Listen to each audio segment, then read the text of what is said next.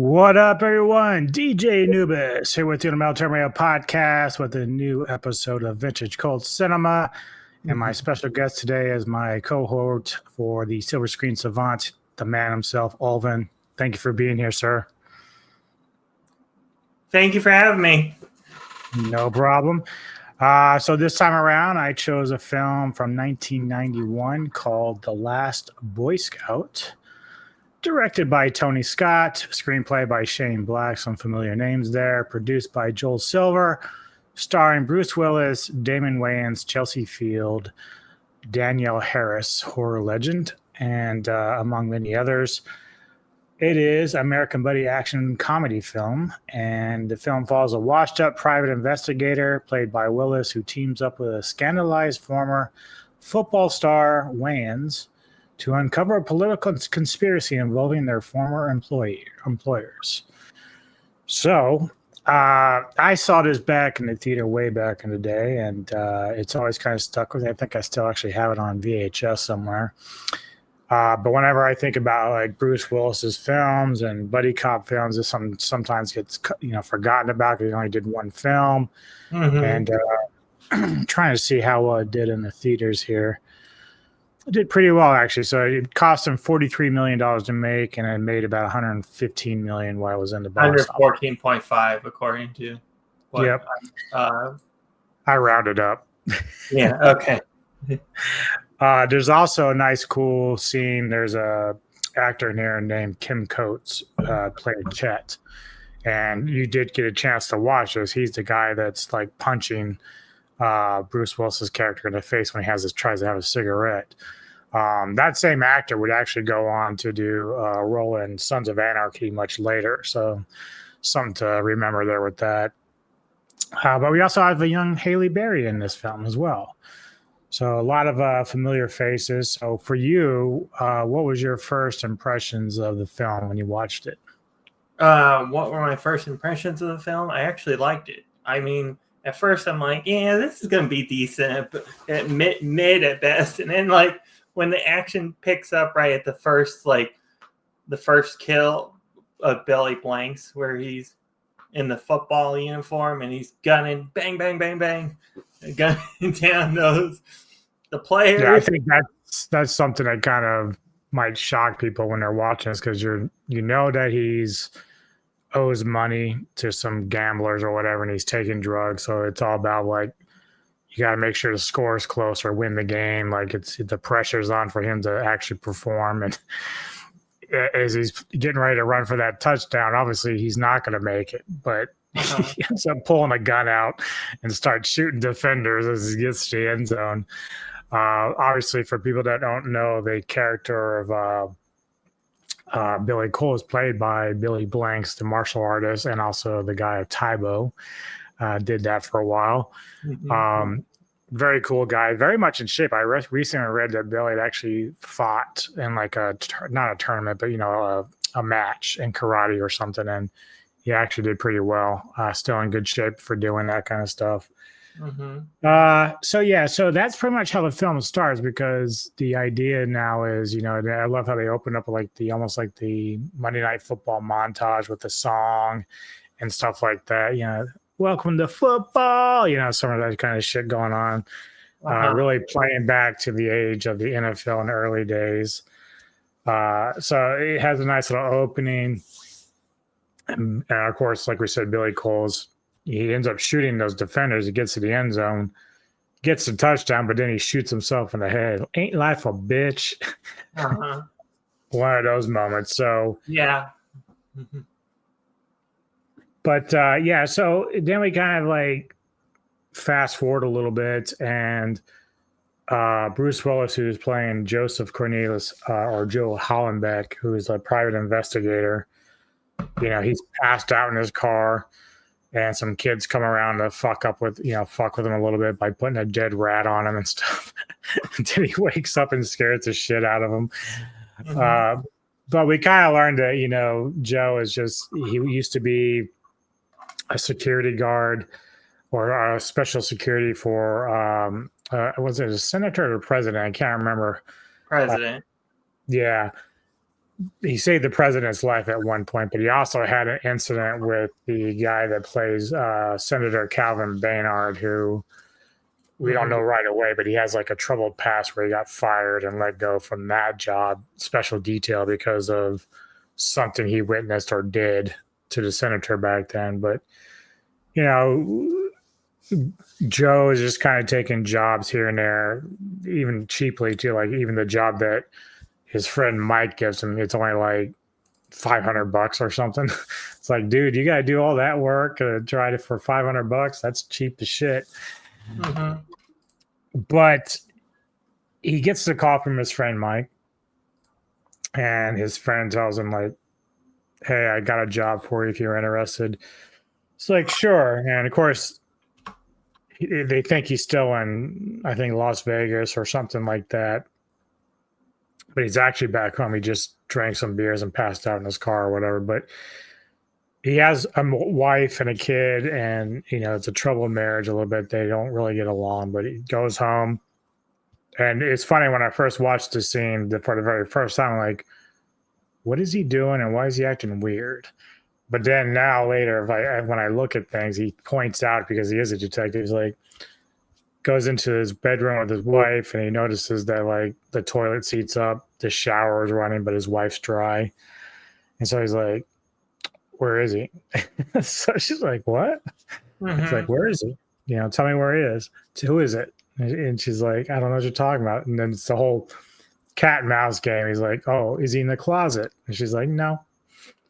And of course, he threatens to shoot a hole through the closet. They don't even care to open it. He's just getting ready to shoot it. He has a gun, obviously a permit. And that's when he finds out that his friend Mike has been sleeping with his wife. But he actually handles it pretty well, considering, you know, he does the little thing. He's like, head or gut? And he's like, what? He's like, head or gut? And then Mike knows what's happening. He's like, all right, gut. And he punches him, and he's got a nice punch. But then soon after that, when Mike goes to leave, because Joe's still going to take the job, Mike gets in his car, and the car blows up. So now we're like, fuck, what the fuck's that all about? So how do you feel about the way this film's opening up? What are your thoughts on that? I really enjoy how they meet up with the main character in this. Like, I like how it sets him up. You know, it's like he's got stuff going on in his life to start, and you know what I mean. It adds up into that drama and stuff in his life. Yeah. So once Mike is blowing up, you know, Joe still takes the job. His job now is to go find a dancer by the name of Corey, played by Halle Berry. And the job is simply be a bodyguard and protector. Like, someone's been harassing her and threatening her. We don't really know yet exactly who that is. But we also get introduced to Damon Wayans' character as James Alexander Jimmy Dix. He was a former quarterback for the Stallions and got into issues with drugs and gambling and got fired from the league. But he has a habit of doing drugs, prescription drugs. He sleeps around on his girlfriend, who is actually Corey, in the film. And so, you know, Dix is going through some tough times himself right now, but not a very good boyfriend either. So either way, he shows up at the club where she works, and, you know, they're lovey-dovey. She's no wiser to his behavior, but this is when also Joe shows up, and he's talking with Corey about, you know, whether, you know, she's getting ready to pay him. He's like, no, you don't have to pay me right now. We just need to talk. Like, who's bothering you and why? And then, of course, Jimmy sees this, and he's like, oh, who's the stiff, as he puts it, you know? And so he tries to go over there and start flexing on Joe. And I really like the dynamic between Willis and Wayans here, because the way that Willis, even at his age here, was still much younger than he is now, obviously, in the stuff that he's going through. But he came across as just like a very old man, even in this film. Like, he's not old, but he feels like it, because the way he looks, the way he handles himself. He's like, I'm just nobody. You know, I'm a nobody. Uh-huh. But when, of course, when Jimmy tries to punch him, he stops it. Like it's really impressive. Just stops him. And then he tries to introduce him again. Try to be, he's like, I'll buy you a beer. And Jimmy's just like, nah, it's cool. Mm-hmm.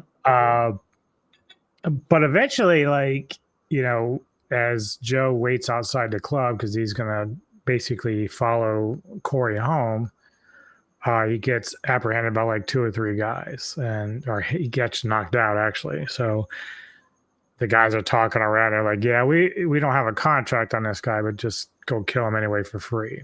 Mm-hmm. So while they're trying to stray off with Joe to try to take him out, Jimmy and Corey come out, and you know they start. She's trying to look for Hollenbeck because he's supposed to do his job, but you know Jimmy convinces her that he's good enough, and they take off in different cars. So eventually, she gets rear-ended by a car. So she pulls over, which, you know, kind of a dumb thing, but it's not something abnormal either. Like if someone rear ends you, you're going to get their information or whatever. But she gets out, and all of a sudden these guys with guns, machine guns, get out and just gun her the fuck down. She's done. So within the first 15 minutes, Haley's dead, unfortunately. So yeah, eventually Hollenbeck runs down the street to try to, because he kind of knows what's going on in terms of the violence. He gets out of his situation by telling mama jokes to the guy that's supposed to kill him and getting him to laugh and stuff. But he catches up with Jimmy and Corey, but Corey's already dead. But these guys are still firing their guns at the cars, and he managed to gun down a few of them, but the other 2 get away. We also, oh, go ahead. All right. Some of the action scenes in this movie really impressed me. Like, there's that one where the guy, like you just said, for Corey, where Corey gets killed, and then like the one guy is stuck in between the cars, and then they're firing at him. That one impressed me. I liked how they did the bomb explosion on the car afterwards, where they're basically, I guess, they've got in the trunk. Yeah. There's some fun, cool, unique kills with this movie, and that's one thing. They do a lot of playing around with the quotes and the one-liners that these guys have. You know, and then other characters have funny moments. So like, you know, there's a point where Joe takes Jimmy back to his house, and he gets introduced to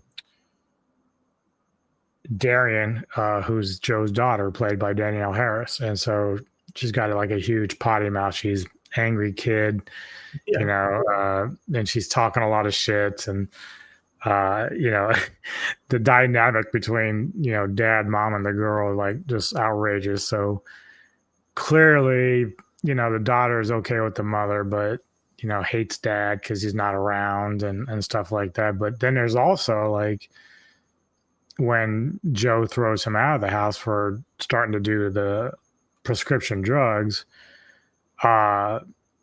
Darian goes out there and gets an autograph on a card from him and tells Jimmy that, you know, my dad was a big fan of yours before you got booted from the league because he stopped watching after that. So clearly there's like this sort of underlying thing where Hollenbeck actually liked Jimmy Dix as a quarterback in the game, but just got soured upon corruption and all the people, you know, players doing stuff like Billy Cole, you know, they just go flip out and do crazy shit. But that's also where we get introduced to Sheldon Shelley Marcone, who's like this owner of the Stallions, and he's very corrupt, and you know he doesn't care like who gets in the way. But one of the reasons why Corey was killed is because she had some phone records of where McCone was talking with Senator Bayard about, you know, maybe paying him off to look the other way when it comes to legalizing gambling for the sport itself. This is what they wanted to do. So they found out she had these records, and her present to Jimmy was to use that to blackmail Marcone and them to put her back into the league. That was her gift to try to do that for him, but she got killed over it. But yeah, the thing with like, there's like other cool characters, like we mentioned, Chet, played by Kim Coates, and then you have Taylor Negron playing Milo. And Milo's a very unique villain in this as well, very funny and scaled back, but he has his own little bit of wit when he talks to Joe. He always calls everyone by their full names, like Joseph, or with James, he'll call James instead of Jimmy, and it's just kind of funny. Did you like the way the villains were in this, like just the group of them? Yeah, I thought it was interesting. They're like a whole bunch of gangsters or vile characters. They just want to. They want like revenge or something. That's what I'm picking in my mind. They have something to deal with. It's like when they first meet him, it's like it sets up that the bad guys. When Jimmy and Joe first meet those two guys, it feels like it sets up a chain of reaction to all these other bad guys coming into the film in the picture. Yeah. And I like just like how the interactions are, because obviously, Jimmy and Joe end up running into thugs like every so often by themselves. So like the one moment where Jimmy bumps into a group of guys, you don't know who the fuck they are, but they end up tossing him over the bridge, but he falls on top of a car.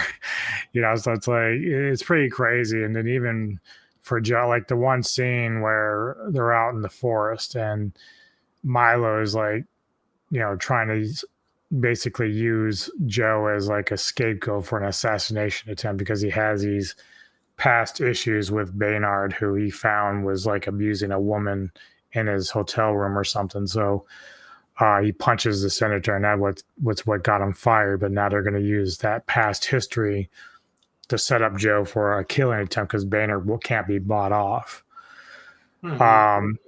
But in the forest, obviously, Jimmy's out there trying to sneak up on him, and he gets himself caught. And of course, Darian, she like latches on. But she's 13. She's got this cute little fuzzy cat thing, Muppet thing that she plays with, and she ends up coming up to Daddy. Even though they don't know who she is, but she ends up convincing her dad to take the puppet, which has a gun in it, and that's how he kind of gets out of that situation. But I like that scene. Yeah, I kind of like and that's the thing too, is Joe is always about cracking jokes. Everyone's laughing at his jokes, doesn't matter what it is.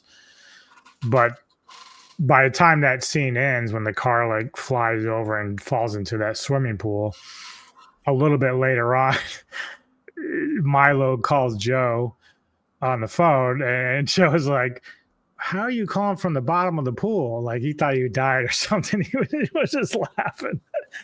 But the comments and the jokes in this are just kind of funny to me, in terms of how they're laid out with the villains and stuff. So, but I think I do like about the villains is they each have their kind of own identity, even the ones that you kind of run across earlier in the film. So you talked about the trunk where it blows up. Well, there are two guys there. Big guy doesn't stand out that much, but the other guy does. And he has a nice personality when he's like, "Oh, you think you're funny? Well, teach him a lesson," whatever that other guy's name was, and he would kick him in the balls or something, just to fuck with him. But some of the other villains in here just each had their own personal identity of how they acted, which I like that. I like how you pay attention to detail. So they don't all look samey. They don't act the same. They're all different behaviors. And of course, they all die differently. So,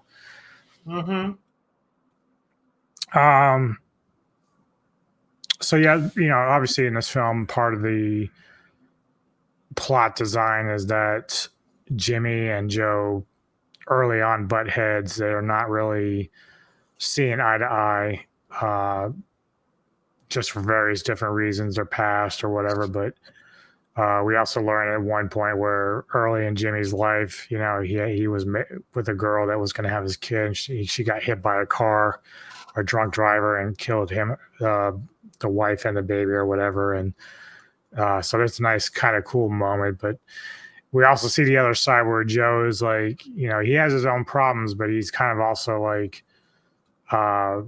basically unfeeling to some or unsympathetic to some of Jimmy's past. He's like, when you're done crying for yourself, just get out, So a little bit different dynamic between the two, but they do end up kind of working together very well, especially when they know and they're in a bind. So the moment they're at Mark Cohen's place and they're getting beat up, and then Jimmy's like, well, I've got the keys to the car where the money is, and he throws it in the fire, and he's like, it's the kind that shreds, and it's obviously a type of bullet, for a shotgun or something, and helps him get out of that situation. So Jimmy kind of quickly learns how to operate with Joe in terms of how to survive certain events that they're dealing with.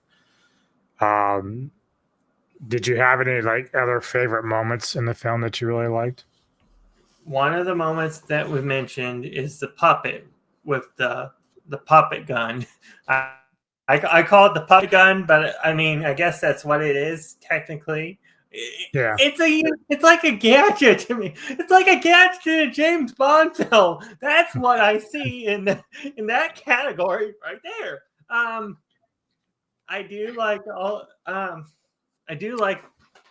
the another moment is the final fight, and I'm sure we'll get into that with Milo and Joe in it. I like what happened, how Milo, justice is served. I'll just say that for what happens. I think that's a cool, unique, cool. I do like how I like the switcheroo between the briefcases. Also. Yes. I love that unique concept. I wish spy movies, all kinds of cool, unique, fresh movies would do that stuff as well. There's a lot of moments I could go over, but Yeah, obviously, again, the idea from Mark Cohn is to try to set up Joe as a fall guy for an assassination attempt on Baynard at the football game. So Milo's got, he's a marksman, so he's going to be up in the lights. It's at night, and he's going to try to shoot the senator, and while blaming Joe for the attack. Obviously, at this point, Joe and Jimmy are going to try to stop him and interrupt things. So you get when they're at the game, Jimmy's job is to distract the field. So he gets on a horse and starts running around. And then probably the most unbelievable moment in the film when Milo goes to take a shot, Jimmy throws the football up towards where the senator is, and the bullet, instead of going to the center, blows out the football. That's how good an arm Jimmy has. He can aim it up in the sky and take out that bullet. So he saves the senator, and of course that starts the whole thing where Joe and Milo start fighting. You're seeing, you're talking about, where they start getting into it. There's also a couple of cops in this that I liked, the ones that were basically investigating or talking to Joe and Jimmy early in the film, where every time they would get into trouble, he's like, why is it whenever something blows up, you two are always right here? And, of course, one cop who is pretty admirable to Joe, because Joe did save the president one time, so he respected that. But then again, we have this other underlying theme where when Mike dies, the information at the time didn't realize that Mike was there, that his car was there overnight, until they figure it out and say, well, maybe Joe killed Mike because of the affair. It's not really the case, but that's where this nicer cop's like, well, I'll go make this right. And of course, again, smart play by Milo. they're taking Joe out of his house to go set him up for that, meeting with Marcone. And so what he does is they get him in the car, and then of course that nice cop comes up and he uses Joe's gun to shoot him dead, pinning that kill on Joe. And where of course Milo's like, naughty, naughty, Joseph, you just killed a cop. So he's so robotic almost with his attitude and how he like tries to mock people around him. So so at the game, I'll let you explain the fight with Milo and Joseph on top of the lights. So at the game, Joe and I'm trying to think how to word this. Well,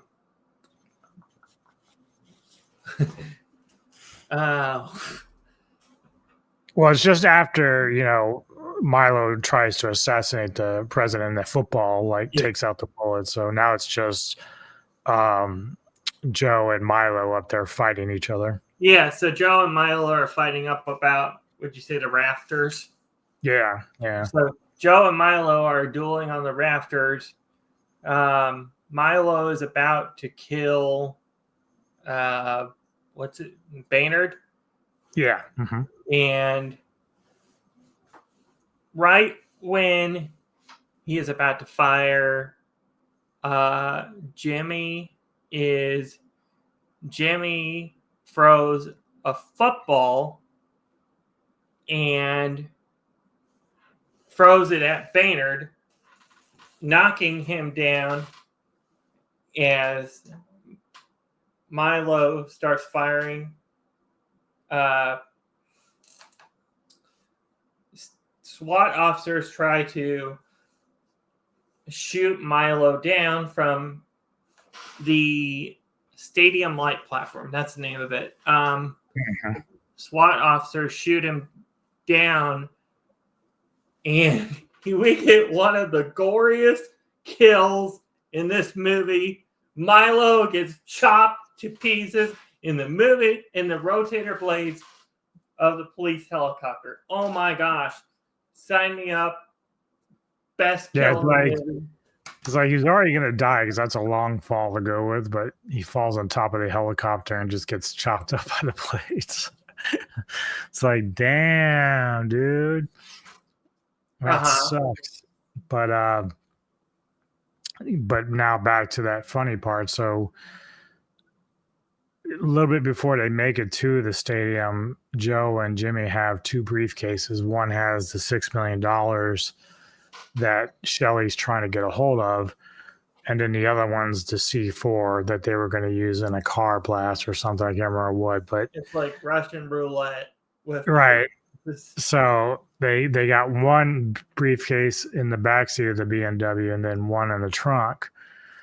And so initially, before Jimmy throws those keys into the fire to get out of that situation, he starts explaining, like, yeah, we've got a briefcase in the backseat of the BMW that's where your money is. So Shelley, who's trying to get out, from the failed attempt on Baynard, sees the white BMW and says, oh, they weren't lying. It actually is here. So he breaks the glass and takes the briefcase, and then goes back home. Now, after, Joe and them are done with Milo and them, they basically, you have a scene where his wife shows up because obviously Darian was with them, and, the mother wants to make sure she's safe, but she's also been trying to find a way for Joe to forgive her for the affair. She's like, I wish you'd just say, fuck you, Sarah, or something,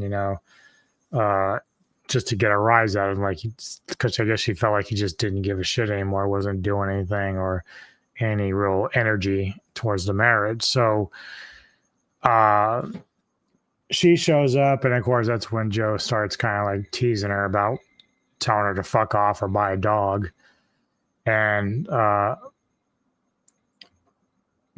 guess the police captain says, like, well, where's the money? And Joe's like, well, it's in the back seat of the BMW, but the cop sees that the glass is broken, the briefcase is gone, but he goes to the trunk and there's the briefcase there. And so when he opens it, it's the money. And so Joe and Jimmy are looking at each other like, Shelley took the wrong one. So when Shelley gets back to his pad, he opens it up expecting to see the $6 million, but then the briefcase explodes, and then the guys are laughing because he took the wrong thing. So he killed himself in process. Yeah. And I think that's unique and cool. Yeah, because I think even when I saw it for the first time, I wasn't sure which briefcase he had either. I kept expecting maybe the bomb was in the trunk. And Shelley, and I like what happened to Shelley. It's like karma is what you do. Definitely. Yeah.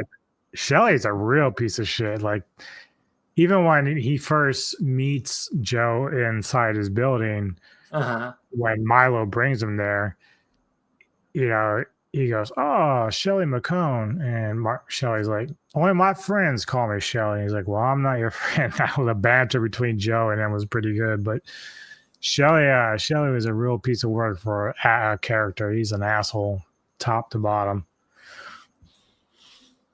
He remind me of like you may not even know who this is, but you remind me of a exaggerated version of Jerry Jones, excuse me, of the Dallas Cowboys, the owner of them. Like, it's an exaggerated version. Yeah. I've heard exaggerated version of him. Just someone who's very arrogant, doesn't think his shit stinks, etc., etc.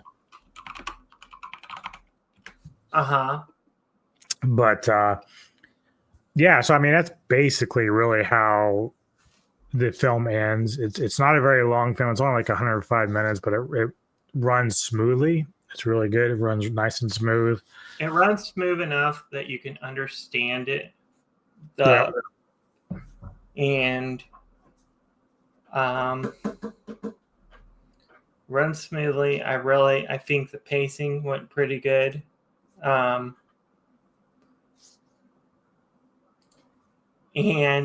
I think it flows well with the pacing, everything about it. You know how it goes smoothly enough that you can understand it at the perfect pace. I'm gonna go out of a limb and say I'm gonna put this up by Die Hard as like what as good as his performance as this is. Yeah, it's funny too because, you know, thinking back, the role of Joe Hollaback here reminds me a lot of John McClane from Die Hard with a Vengeance with Samuel Jackson, because in that film, John McClane's kind of going through a tough time. He's also a drunk in that. He's also on hard times with his wife. So you could almost insert this film as another Die Hard movie. If you just change the name to John McClane, it would come off as a Die Hard film in some ways, right? It's not quite as polished as the Die Hard films, but yeah, it just has that same feel and vibe that you would get from one of those films with Bruce Willis. Same type of character, a lot of fun, very sarcastic, an asshole, you know. So for you, what would be your final thoughts and your rating for a film like this?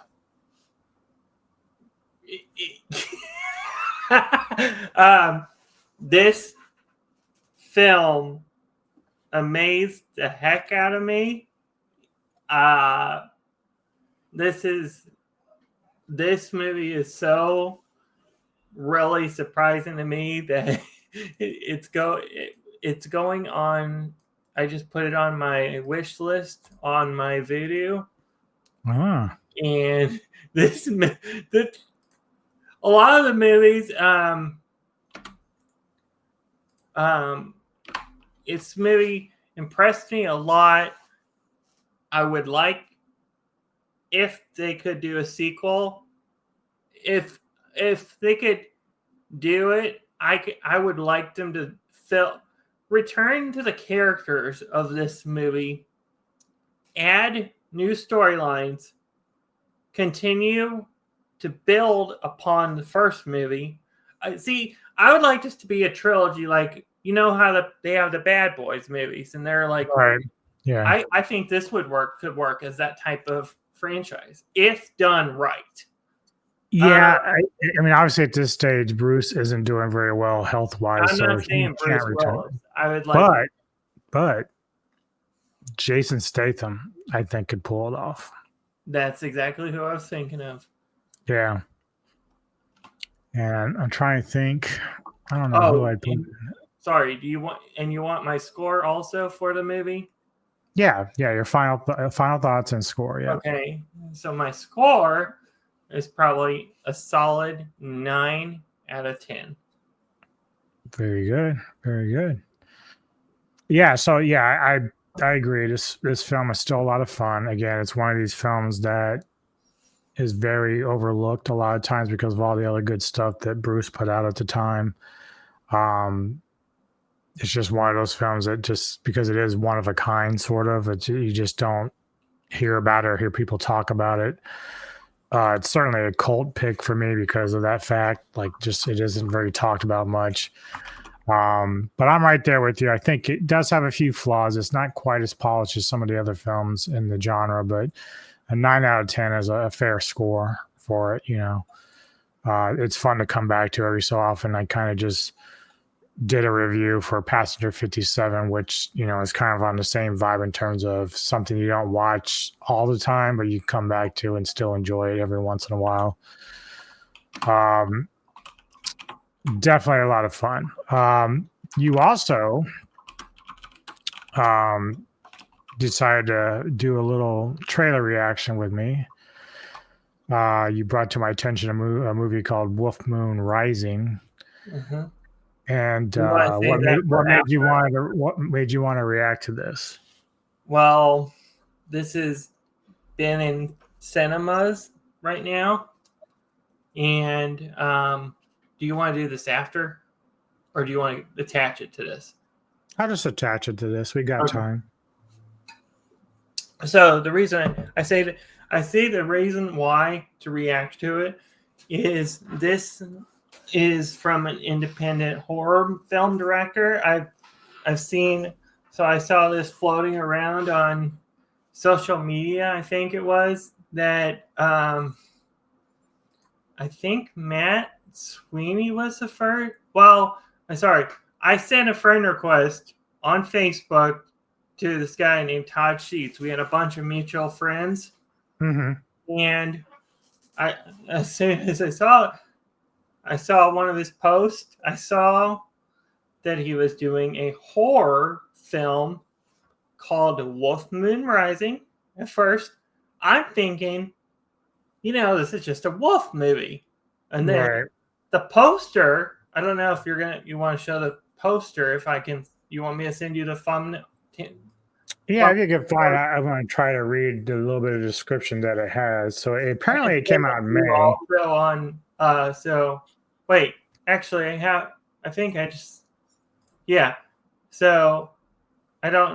already sent the poster. I posted it a second time. Dang it. But the poster, here, you want me I'll put it on the stream. So yeah, that's fine. Sorry. All right, good. So the plot is the crew of a starship Amber Star answers a distress call from a lost vessel, Charon 13. Only to find themselves facing a terrifying threat, werewolves in deep space. So that's pretty unique. To add on to another reason why this sounded cool, the concept is if you can do, here's the poster, by the way. There you go. Another reason why this movie sounds cool is if you can do the Leprechaun movies, like there's a Leprechaun in space. I don't know if you've ever seen it. It's like, it's bad. But the only one I really kind of like that's in space is Jason X. I thought that was done well. But anyways, if you can do other horror creatures and creatures, whatever in space, why can't you do werewolves in space and try the idea? So kind of. Well, plus they have movies like Life Force, which is vampires in space. So obviously you can still do werewolves. Like I said, it was released in May, directed by Todd Sheets. Right now it says it's at film festivals and conventions. I I'm have assuming sorry. I have a Go ahead. chance actually to go see this movie if I want. It's gonna be in my state, in fact, but I'm not thinking of. I'll wait till digital, or maybe we can review it down in the future or something. I don't know. It's up to you. It's up to both of us. I'll just say it that way. Oh yeah. So let's check out. It's a teaser trailer, so it may not be super long, but let's go ahead and check out the trailer for Wolf Moon Rising.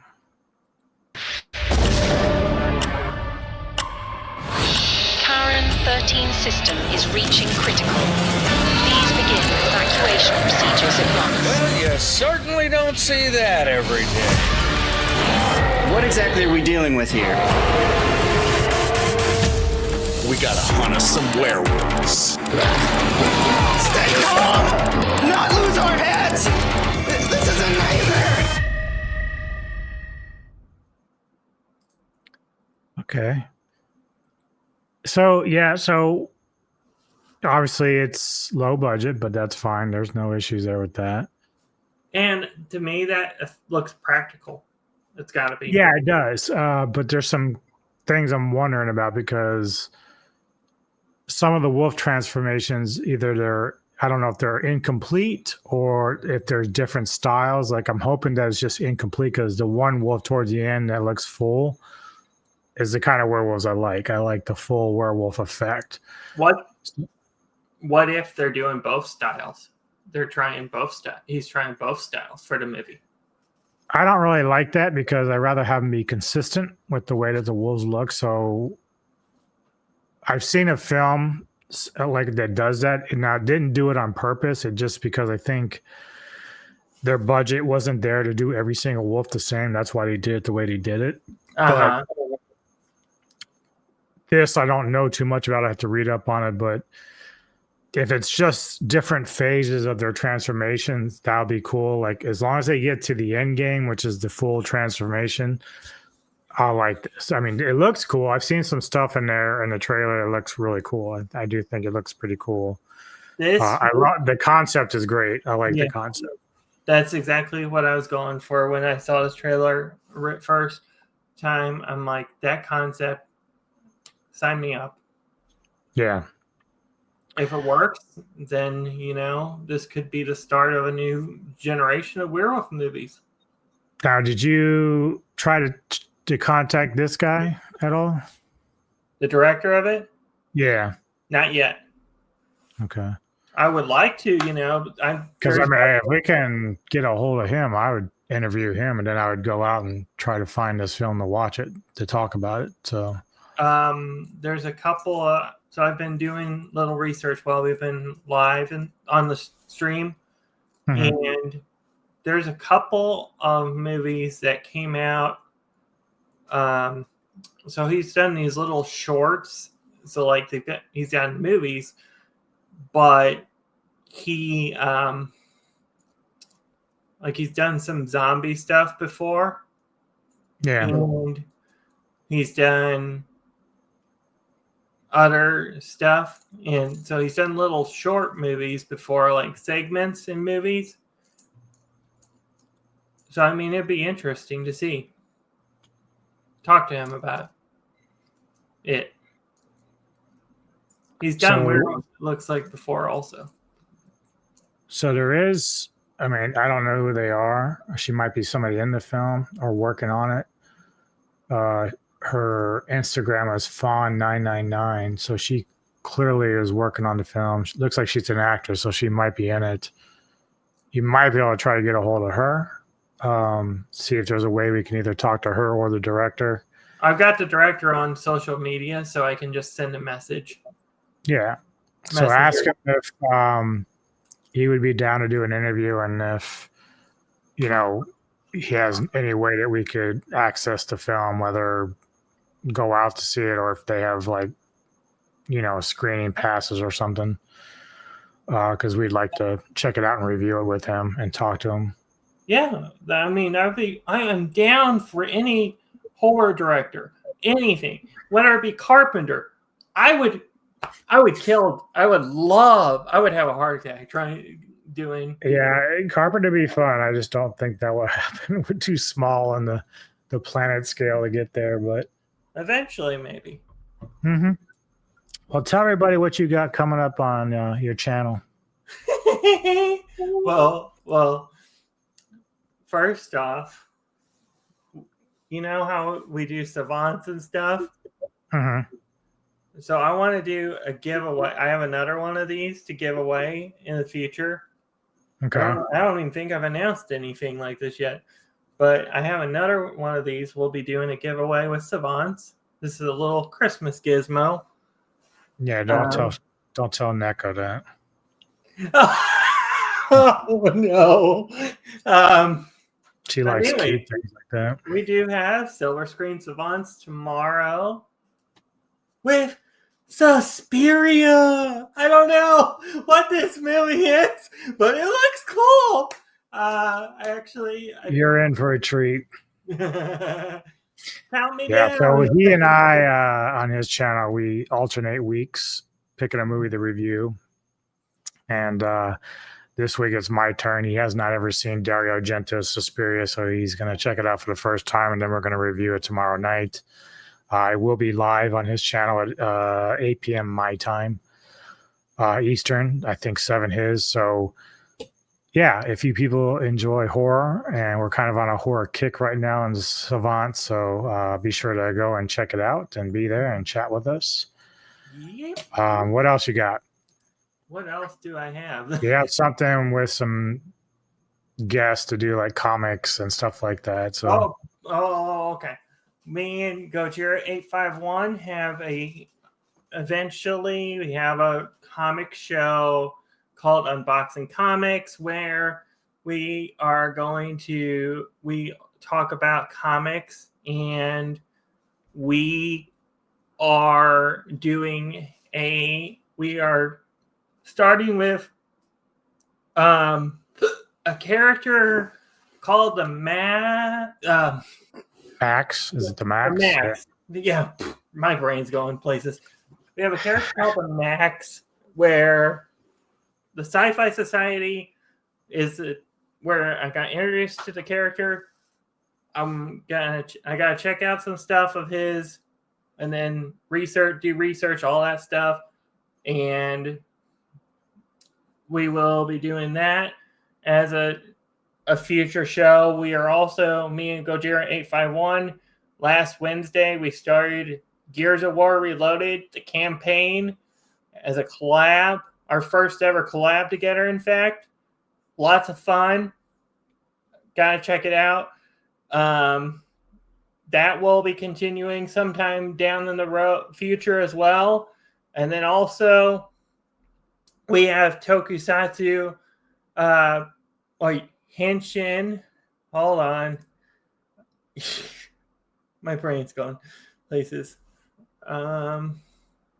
Yes, but we have Tokusatsu, a couple of Tokusatsu shows. Yeah. We have a couple of Tokusatsu shows coming up on the channel as well. So one is dang it. My brain's like going numb. You're good.